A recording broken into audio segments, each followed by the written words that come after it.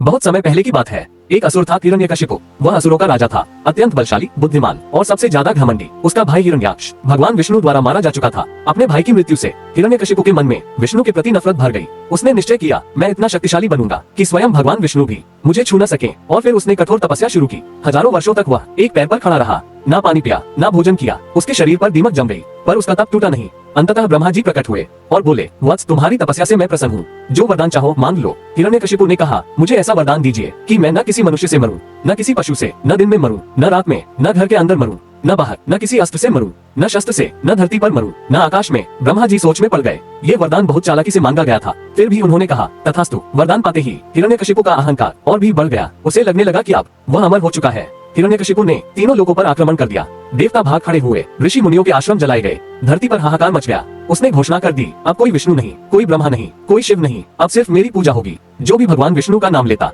उसे कठोर दंड दिया जाता। लेकिन उसी महल में एक ऐसा बालक जन्मा जो भगवान विष्णु का परम भक्त था। उसका नाम था प्रहलाद। प्रहलाद बचपन से ही विष्णु भगवान का नाम जपता था। नारायण नारायण उसकी जुबान पर हर समय रहता। जब गुरु उसे असुरों की नीति सिखाते तो वह कहता, सबसे बड़ा सत्य है भगवान विष्णु। जब पिता हिरण्यकशिपु को ये बात पता चली तो वह क्रोध से भर गया। उसने प्रहलाद से पूछा, तू मेरा बेटा होकर मेरे दुश्मन विष्णु की भक्ति करता है? प्रहलाद शांत स्वर में बोला, पिता, भगवान विष्णु आपके भी रक्षक हैं। ये सुनकर हिरण्यकशिपु तिलमिला गया। उसने प्रहलाद को मारने के कई प्रयास किए। कभी उसे आग में जलवाया गया, कभी पहाड़ से फेंक दिया गया, कभी विष पिलाया गया, कभी हाथियों के नीचे कुचलवाया गया। लेकिन हर बार भगवान विष्णु ने अपने भक्त की रक्षा की। प्रहलाद का विश्वास और भी मजबूत हो गया। एक दिन हिरण्यकशिपु ने क्रोध में आकर पूछा, अगर तेरा विष्णु हर जगह है तो क्या वो इस खंभे में भी है? प्रहलाद ने बिना डरे कहा, हाँ पिता, भगवान हर कण में है। हिरण्यकशिपु ने गुस्से में खंभे पर जोर से प्रहार किया और तभी धरती कांप उठी, आकाश गूंज उठा, खंभा टूट गया और उसमें से प्रकट हुए भगवान नरसिंह। भगवान नरसिंह न पूरे मनुष्य थे, न पूरे पशु, आधे सिंह आधे मानव। वे न दिन में प्रकट हुए, न रात में। वे न अंदर थे, न बाहर। वे न अस्त्र लेकर आए, न शस्त्र लेकर। उन्होंने हिरण्यकशिपु को अपने घुटनों पर उठाया, दरवाजे की चौखट पर, और अपने नाखूनों से उसका वध कर दिया। ब्रह्मा का हर वरदान एक एक करके झूठा सिद्ध हो गया। हिरण्यकशिपु का अहंकार क्षण में टूट गया। भगवान नरसिंह का क्रोध अभी शांत नहीं हुआ था,